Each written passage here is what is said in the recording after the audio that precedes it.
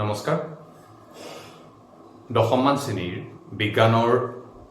৫ number পাঠ মৌলসমূহৰ পৰ্যায়িত শ্ৰেণী বিভাজন পিৰিয়ডিক ক্লাছিফিকেশ্যন অফ এলিমেণ্টছ দ্বিতীয় অংশলৈ আমি আগবাঢ়িছোঁ। এই অংশটোত আমি আলোচনা কৰিম আমাৰ আধুনিক পৰ্যায়িত তালিকাখন যি সুন্দৰকৈ প্ৰস্তুত কৰি উলিওৱা হৈছে হেনৰি মজলিৰ দ্বাৰা। তেওঁ কিদৰে আগবাঢ়ি গৈছিলে এই আধুনিক পৰ্যায়ৰ তালিকাখন প্ৰস্তুত কৰোঁতে, লগতে আমাৰ এই তালিকাখন কিহৰ কাৰণে গুৰুত্বপূৰ্ণ আৰু কেনেকৈ আমি অতি সহজতে দশম শ্ৰেণীৰ ছাত্ৰ ছাত্ৰী হিচাপে কেনেকৈ গোটেইখিনি আয়ত্ত কৰিব পাৰোঁ তাৰ ওপৰত আমি আলোচনা কৰিম। চ' তোমালোক ছাত্ৰ ছাত্ৰীসকল তোমালোকে নিশ্চয় মন কৰিছা, তোমালোকে পেজ নাম্বাৰ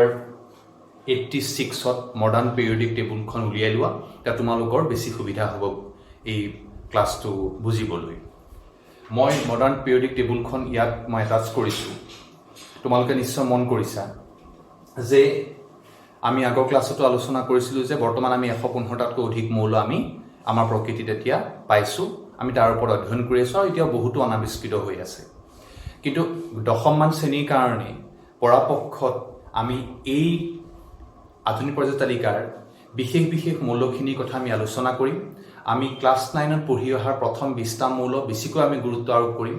আমি এই ক্লাছ 10তো আমি প্ৰথম 20টা মৌল বেছিকৈ মনত ৰাখিবলৈ চেষ্টা কৰিম, যাতে আমাৰ কোনো ধৰণৰ খোকোজা ৰৈ নাযায়। বাকী গোটেইখিনি পৰ্যায় তালিকাৰ বিষয়ে পৰৱৰ্তী তোমালোকৰ উচ্চতৰ মাধ্যমিকত তোমালোকে বেছিকৈ জ্ঞান অৰ্জন কৰিব পাৰিবা। সদ্যহতে আমি আলোচনা কৰিম ইয়াৰ বেছিক আৰু যিকেইটা বস্তু আমি দশমমান শ্ৰেণীৰ কাৰণে বিশেষ প্ৰয়োজন তাৰ ওপৰত। তোমালোকে মন কৰিবা,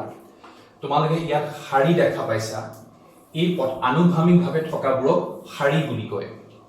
আনুভূমিকভাৱে যিবোৰ থাকিব সেইবোৰক বুলিব শাৰী।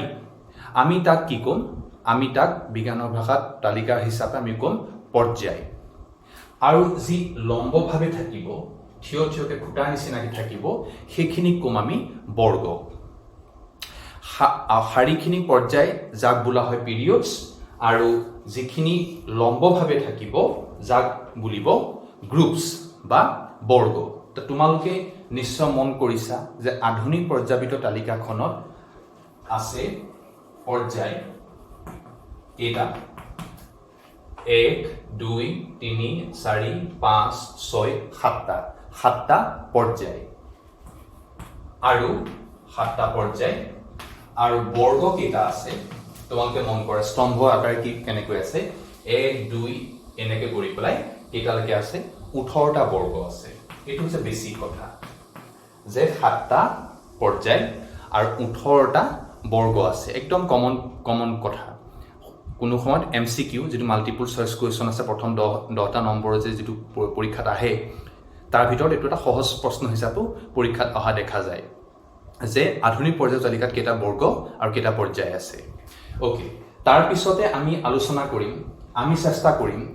যে মডাৰ্ণ পিৰিয়ডিক টেবুলখনৰ প্ৰথম 20টা মৌল মনত ৰাখিবলৈ আমি চেষ্টা কৰিম। সেই হিচাপে তোমালোকে মন কৰিছা 1 নম্বৰ পজিশ্যনত আছে hydrogen, 1, 2 helium, lithium, beryllium, boron, carbon, nitrogen, oxygen, fluorine, neon. তোমালোকে নিজৰ সুবিধাৰ কাৰণে তোমালোকে এটা ফ্ৰেজ বনাই ল'ব পাৰা। হাঁহিলি বেবকা না অফনি না মি এল চি প চ ক্ল আৰ। তোমালোকে নিজেই এটা ফ্ৰেজ বনাই ল'বা, যিটো ফ্ৰেজ তোমালোকে মনত পেলাই তোমাৰ পৰীক্ষা হলত তোমালোকে তাৰ প্ৰতিটোৰ পাৰমাণৱিক সংখ্যা লগতে প্ৰতিটো ৰোল নাম্বাৰ তোমালোকে মনত ৰাখিবলৈ সক্ষম হ'বা। তোমালোকে নিজে সুবিধা কৰি পেলাই দুটা ফ্ৰেজৰ এটা বনাই ল'বা, যাতে তোমাৰ পটককৈ পৰীক্ষা হলত মনত পেলাব পাৰা কাৰ চিৰিয়েল নাম্বাৰ কিমান, কাৰ পাৰমাণৱিক সংখ্যা কিমান। এইটো এটা সৰু বুদ্ধি তোমালোকক আগবঢ়াম। তাৰপিছতে তোমালোকে মন কৰিবা যে আমি পৰাপক্ষত ক্লাছ 10ৰ কাৰণে আমি 1 নম্বৰ বৰ্গ, 2 নম্বৰ বৰ্গ, 13, 14, 15, 16, 17, 18 এইকেইটা পঢ়িম। আমি মাজৰখিনি নপঢ়োঁ। মাজৰখিনিক ডি ব্লক বুলি জনা যায়। ব্লকবিলাক আমি পিছত আমি আলোচনা কৰিম। আমি মাজৰ পাৰ্টটো ডি ব্লক বুলি জনা যায়। আমি ডি ব্লকটো আমি বৰ্তমান ক্লাছ 10ৰ কাৰণে বিশেষ জৰুৰী নহয়। গতিকে তোমালোকে 1 নম্বৰ বৰ্গ, 2 নম্বৰ বৰ্গ পৰা আৰম্ভ কৰি 13 পৰা 18 এইকেইটা তোমালোকে মন কৰিবা। মই এইখিনি এটা সংযোগ কৰোঁ। আধুনিক পৰ্যায় তালিকাখনত তোমাৰ বাওঁফালে হাইড্ৰজেন বাদ দি বাওঁফালে সকলোবোৰ ধাতু আৰু সোঁফালে মেক্সিমাম অধাতু আছে তাৰ পিছত তোমালোকে এইখিনিতে এটা মন কৰিছা এই যেটো 57 যেটো পজিশন 57 পজিশনটো হৈছে লেন্থেনিয়ামৰ আৰু তোমালোকে মন কৈছা 57 ৰ পিছত 56 ৰ 57 তাৰ পিছত 58 হ'ব লাগিছিল 58 নাই ইয়াত 72 আছে এই লেন্থেনিয়ামৰ এক্সটেনশন তলত দিয়া আছে এই দুটা ব্লকক বোলা হয় এফ ব্লক এই 57 টো এখিনি পা 58 ইয়াতে আছে দেই ইয়াত 58 নাই 72 আছে কাৰণ ইয়াত 71 ত শেষ হৈছে তাৰ পিছৰ পৰা কন্টিনিউ হৈছে লেন্থেনিয়ামৰ পজিশন লেন্থেনিয়ামৰ এটো শাখা মানে এক্সটেনশন লেন্থেনিয়ামৰ এটো এক্সটেনশন এটো হৈছে এক্টিনিয়ামৰ এক্সটেনশন এই লেন্থেনিয়ামৰ এক্সটেনশনটো বোলা হয় লেন্থানয়েডছ আৰু এটো বোলা হয় এক্টিনিয়ামৰ এক্সটেনশনটো বোলা হয় এক্টানয়েডছ তে এইটো হৈছে এফ ব্লক এইটো বৰ্তমান ক্লাস 10 ৰ কাৰণে বিশেষ জনাটো জৰুৰী নাই কিন্তু তোমালোকে এটা মন কৰিবা যে লেন্থেনাইটছ কোনবোৰ আৰু এক্টিনাইটছ কোনবোৰ এই দুটা অলপ মন দি পেলাই এপাক চাই লবা পটকে কেতিয়াবা শৰ্ট কোৱেশ্চন আহিবও পাৰে ওকে নেক্সট আমি যাও যে প্ৰথম বৰ্গৰ মৌলখিনি যদিও আমি কৈছো যে 1 ৰ পৰা 20 লৈকে 18 19 20 মানে ক্যালসিয়ামলৈকে তোমালোকে যদি পঢ়া যথেষ্ট কিন্তু যদি ভাবা যে মই জ্ঞান অৰ্জন কৰিব বিচাৰো বেছিকে জানিব বিচাৰো তোমালোকে কোনো সংকোচ নকৰাকে তোমালোকে 1 নম্বৰ বৰ্গ 2 নম্বৰ বৰ্গ মুখস্থ কৰিব পাৰা তোমালোকে মই আগতে কোৱাৰ ডাইৰেকশন ফ্ৰেজ বনাব পাৰা যে তোমালোকৰ মনত পৰি যায় পৰীক্ষা হলত উদাহৰণ স্বৰূপে H hydrogen lithium Li sodium Na এনেকে যে আছে মই এটা ইনি এটা মূল হিচাপত এটা বনাই লৈছো তোমালোকে আৰু সহজকে বনাই লব পাৰা যে হেলিনাক ৰুটি সিদ্ধ নে ফ্ৰাই হেলিনা ৰুটি সিদ্ধ নে ফ্ৰাই তে হেলিনা মানে হে মানে H হাইড্ৰোজেন লিথিয়াম লি না মানে সোডিয়াম নাক ক আছে সেই কাৰণে কে এই এনেকে ৰুটি মানে আৰ ৰুবেডিয়াম আৰবি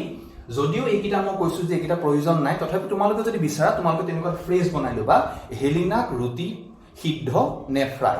ফ্ৰেন্সিনিয়াম যেটো আছে সেইখিলেকে তোমালোকে তেনেকুৱা সৰু সৰু ফ্ৰেজ কিছুমান বনাই লব পাৰা যাতে তোমালোকৰ কোনো ধৰণৰ অসুবিধা নহয় পৰীক্ষা হলে যাতে মনত পৰি যায় কিন্তু পৰাপক্ষত 20টা মৌলৰ ওপৰত খুব বেছি ফোকাস কৰিবা নেক্সট আমি যাও যে ব্লক ইয়াত মুঠে 4টা ব্লক আছে তোমালোকৰ যদিও তোমালোকৰ কিতাপখনত না তোমালোকে জনাটো খুবেই জৰুৰী 4টা ব্লক আছে 1 নম্বৰ বৰ্গ আৰু 2 নম্বৰ বৰ্গক লৈ পেলাই এই ব্লকটো বোলে এস ব্লক মই যেটো কৈছিলো যে এই ব্লকটো ব্লু কালাৰ ব্লকটো পঢ়াৰ দৰকাৰ নাই এই ব্লকটো বোলে ডি ব্লক তাৰ পিছত 13 নম্বৰ পৰা 18 নম্বৰ বৰ্গলৈকে বোলা হয় পি ব্লক আৰু এই লেন্থানয়েড আৰু এক্টানয়েড এটো বোলা হয় এফ ব্লক মুঠে আছে 4টা ব্লক মানে এস ব্লক ডি ব্লক আৰু পি ব্লক আৰু এটো হৈ গল এফ ব্লক এই 4টা ব্লক আছে তোমালোকে যদি কোনবা খন যদি প্ৰশ্ন শৰ্ট কোৱেশ্চন আহিব পাৰে যে মুঠ কেইটা ব্লক আছে তোমালোকে কবা যে 4টা ব্লক আছে ঠিক আছে নেক্সট আমি শিকো এখিনতে এটা মই কথা গুৰুত্বপূৰ্ণ কথাটা মই সংযোগ কৰো যে এস ব্লক আৰু পি ব্লক যেটো মই কৈছো যে বাওঁফালৰ এস ব্লক খিনি ধাতু আৰু পি ব্লক খিনি অধাতু এক্সেপ্ট হাইড্ৰোজেন বাওঁফালৰ গুটেখিনি ধাতু এতে এই এস ব্লক আৰু পি ব্লক এই দুইটা ব্লকক একেলগে বোলা হয় নৰ্মেল এলিমেন্টস মানে সাধাৰণ মৌল যিখিনি মৌল আমি অধ্যয়ন কৰিম যিখিনি মৌলৰ ওপৰত আমি বেছি ফোকাস কৰিম নেক্সট এতিয়া এইখিনতে এটা মই কথা কওঁ অধাতু আছে 22টা মুঠতে হেতু মনত ৰাখা বেছি জৰুৰী অধাতু কেটা বুলি হেব পাৰ বা কেটা মনত পেলাবলৈ সুবিধা হয় অধাতু 22টা তাৰ পিছতে আমি যাওঁ যে ইয়াত তোমালোকে মন কৰিছা তোমালোকে যদি গুগলত সাৰ্চ কৰি পেলাই যদি কালাৰফুল এখন মডাৰ্ন পিৰিয়ডিক টেবুল সাৰ্চ কৰা তে এখন ধুনীয়া কালাৰফুল এখন ওলাব তোমালোকে প্ৰিন্ট আউটটা উলিয়াই লবা তাহলে বুজিবলৈ বৰ সুবিধা হ'ব ইয়াত তোমালোকে মন কৰা ইয়াত এই কালাৰটো কৈছে এলকালি মেটেলস এলকালি ধাতু যি পানী সহজে দ্ৰৱীভূত হ'ব পাৰে আৰু লগতে অক্সাইড উৎপন্ন কৰিব পাৰে এলকালি ধাতু এই প্ৰথম বৰ্গ গুটেখিনি কি কয় এক্সেপ্ট হাইড্ৰোজেন যেহেতু এক্সেপচনেল যদিও মডাৰ্ন পিৰিয়ডিক টেবুল হাইড্ৰোজেন স্থান দিয়া হৈছে তথাপিও এটা তাত কনস্পিৰেসি আছে হাইড্ৰোজেনৰ স্থানটোক লৈ পেলাই তোমালোকে মন কৰা যে এই যেটো কালাৰ আছে এই কালাৰটো কৈছে এলকালি মেটেলস হলনে এই প্ৰথম বৰ্গ মৌলখিনি বুলি ক'ব এলকালি মেটেলস দ্বিতীয়খিনিক মূলৰ কালাৰটো মন কৰে এলকালি আৰ্থ মেটেলছ ক্ষাৰ মৃত্তিকা বুলি কোৱা হয় তোমালোকৰ বোধ শৰ্ট কোৱেশ্চন কেতিয়াবা আহে যে ক্ষাৰ মৃত্তিকা কোনটো বৰ্গৰ মূলখিনি কোৱা হয় দ্বিতীয় বৰ্গৰ মূলখিনি ক্ষাৰ মৃত্তিকা বা এলকালি আৰ্থ মেটেলছ বুলি জনা যায় ঠিক আছে নেক্সট তোমালোকে মন কৰা যে হেলোজেনছ এইটো কালাৰ তে হেলোজেনছ হৈছে তোমালোকে মন কৰা যে হেলোজেনছ কি কৈছে 17তম বৰ্গ এইখিনি হেলোজেনছ বুলিছে 17 নম্বৰ বৰ্গখিনি কি বুলিছে হেলোজেনছ কালাৰটো মেচ কৰা হেলোজেন তে হেলোজেন কোনবোৰ যে 17তম বৰ্গ কি কৰিব পাৰে যে 17তম বৰ্গখিনি লগ হৈ পেলাই ধাতুৰ লগত বিক্ৰিয়া কৰি পেলাই কি উৎপন্ন কৰিব পাৰে নিমখ মানে সল্ট উৎপন্ন কৰিব পাৰে সেইকাৰণে সিহঁতক বোলা হয় হেলোজেন উদাহৰণস্বৰূপে যদি আমি ক্লোৰিনৰ 17 নম্বৰ বৰ্গত ক্লোৰিন আছে ক্লোৰিনে কি কৰে ক্লোৰিনে সোডিয়ামৰ লগত বিক্ৰিয়া কৰি পেলাই মানে ধাতুৰ লগত বিক্ৰিয়া কৰি লৱণ উৎপন্ন কৰিব পাৰে সেইকাৰণে সিহঁতক কি বোলা হয় হেলোজেন মৌল বুলি জনা যায় ঠিক আছে নেক্সট সম্ভ্ৰান্ত গেছ খুব এটা গুৰুত্বপূৰ্ণ এইকেইটা মৌলৰ জনাটো খুবই দৰকাৰ হিলিয়াম নিয়ন আৰ্গন ক্ৰিপ্টন জেনন ৰেডন এইকেইটা হৈছে সম্ভ্ৰান্ত গেছ যি নিষ্ক্ৰিয় হিচাপে থাকে ৰাসায়নিক বিক্ৰিয়াত অংশগ্ৰহণ নকৰে কাৰণ সিহঁতৰ বহিঃকক্ষত ইলেক্ট্ৰন পূৰ হৈ আছে উদাহৰণস্বৰূপে যদি আমি নিয়ন লওঁ নিয়নৰ হৈছে পাৰমাণৱিক সংখ্যা 10 মানে 2.8 মানে তাৰ বহিঃকক্ষত কেইটা ইলেক্ট্ৰন আছে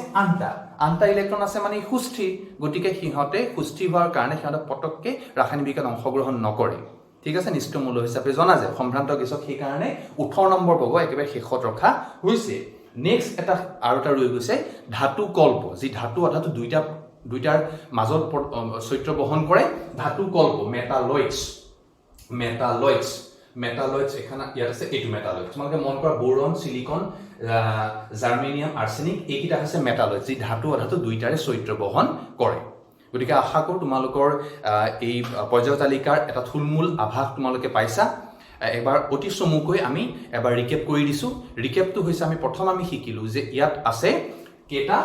পৰ্যায় আছে 7টা আৰু বৰ্গ আছে 18টা আমি এইটো প্ৰধান কথা তাৰ পিছত আমি শিকিলো যে আমি পৰাপক্ষত ক্লাস 10 ৰ কাৰণে প্ৰথম 20টা মৌল পঢ়াত আমি বেছি গুৰুত্ব আৰোপ কৰিম প্ৰথম 20টা মৌল আমি ফ্ৰেজ বনাই লম যাতে তাৰ ৰোল নম্বৰ ওয়াইজ তাৰ পাৰমাণৱিক সংখ্যা অনুযায়ী আমি তাক ধুনীয়াকৈ মনত ৰাখিব পাৰো প্ৰথম 20টা মৌল খুবই ইম্পৰ্টেন্ট তাৰ পিছত আমি আলোচনা কৰিলো যে প্ৰথম বৰ্গ দ্বিতীয় বৰ্গ আমি মনোযোগ দিম আৰু লগতে 13 ৰ পৰা 18 নম্বৰ বৰ্গলৈকে আমি মনোযোগ দিম মাজৰখিনি আমি এতিয়া এভয়েড কৰিব পাৰো পিছত আমি উচ্চতৰ মাধ্যমিকত বেছিকৈ পঢ়িম ঠিক আছে তাৰ পিছত আমি আলোচনা কৰি ইয়াত কেটা মুঠতে কেটা ব্লক আছে 4টা ব্লক আছে ঠিক আছে হেতু মনত ৰাখিবা তাৰ পিছত আমি আলোচনা কৰিলো যে এলকালি মেটেল এলকালি ধাতু আৰু এলকালি আৰ্থ মেটেলছ আমি দুটা আলোচনা কৰিলো প্ৰথম বৰ্গখিনি কোৱা হয় এলকালি মেটেলছ দ্বিতীয় বৰ্গখিনি বোলা হয় এলকালিন আৰ্থ মেটেলছ তাৰ পিছত আমি হেলোজেনছ মৌল যি ধাতুৰ লগত বিক্ৰিয়া কৰি নিমখ উৎপন্ন কৰিব পাৰে সল্ট উৎপন্ন কৰিব পাৰে লৱণ উৎপন্ন কৰিব পাৰে 17 নম্বৰ বৰ্গ হেলোজেন তাৰ পিছত আমি শিকিলো যে সম্ভ্ৰান্ত গেছ যি বহিঃকক্ষত পুৰা সম্পূৰ্ণ ইলেক্ট্ৰন ফিল আপ হৈ থাকে কাৰণ আমাৰ বহিঃকক্ষত ইলেক্ট্ৰন 8 থাকালৈকে ই সুস্থিৰ অৱস্থা বুলি গণ্য কৰা হয় তাৰ পিছত আমি আৰু কি শিকিলো ধাতু কল্প শিকিলো যে ধাতু অৰ্থাৎ দুইটাৰ চৰিত্ৰ বহন কৰে দুইটা চৰিত্ৰ দেখুৱায় ধাতু নহয় তেনেকুৱা এটা চৰিত্ৰ বহন কৰে তাক ধাতু কল্প বোলা হয় গতিকে আশা কৰোঁ তোমালোকে ভিডিঅ'টোৰ মাধ্যমেৰে কিছু নতুন তথ্য কিছুমান পালা তোমালোকে নোট ডাউন কৰি ল'বা পৰ্যায় তালিকা প্ৰথম 20টা মৌল খুব মুখস্থ কৰিবা তোমালোকৰ নিজৰ সুবিধাৰ কাৰণে ফ্ৰেজ বনাই ল'বা ধন্যবাদ